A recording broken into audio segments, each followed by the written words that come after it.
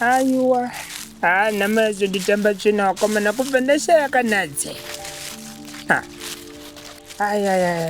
Pakadai nyoko Mwari wakataura kuti mwanangu ndakukutakura ndinorambire kutongoenda. Mari yese wobateka wakomana.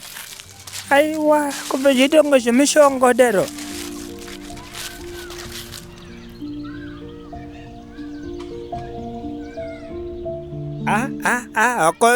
Wakomana. Sango rinoponeta wakomana.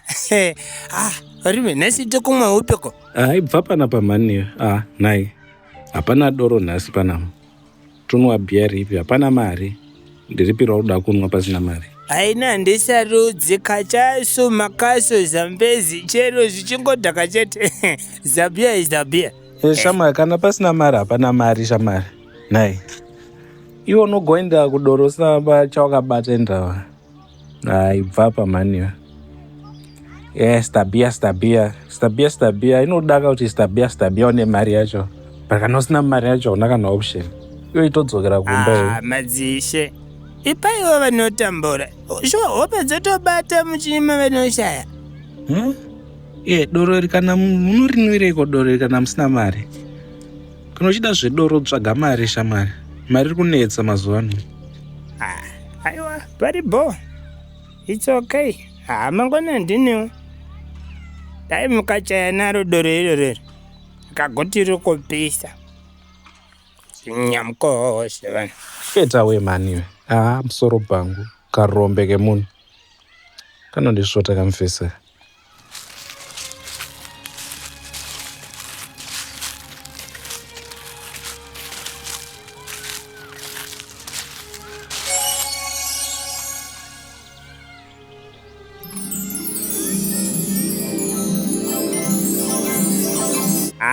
Ndakutombopinzira mwana wababa mukuru wangu uri diaspora. Nhasi inobuda chete. Hazvimbokoni.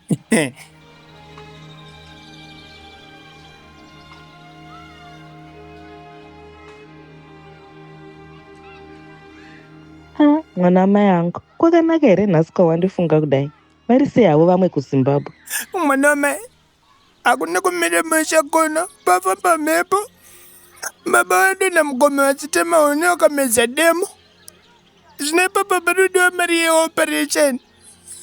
Unokuziya pasima wakuda naye. Ipapa patatounganidza pondo chai. Watotanga zvako mafaniziwe. Nekukura kwakaita demo. Iwe kaiwe. Aiwa, zvakanaka iwe azvadzi. Ndakutsvaga komwe. Chadzongoudza hangu vanhu kuti matikachebireka maigeza akakafa saka hapana mari. Zvaunenge uri kutorevesa. Ndakutokutumira 100 pamukuru. Imwe ndozotumira next week. Mwana mai, chingokanda chiriyo unokwanisa. Makanonoka baba unofa nhasi chai. Makatozobudisa mari yakawandisa panhama. Munhu unomhanya. Nei, itambudziko iri.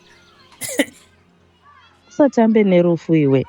Mwana wamai, unotendwa nedenga chitumira izvo zvikandigare ndamhanya. Baba vasati vatisiya.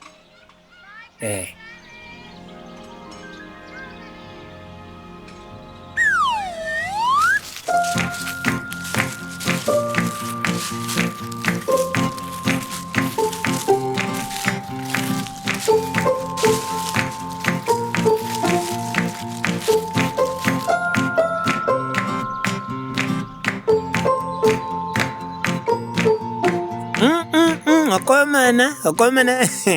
Namboziva kuti mapaunzi unonaka kudai. Next time ndotobata baba atanya chete. Inotobuda. Inobuda.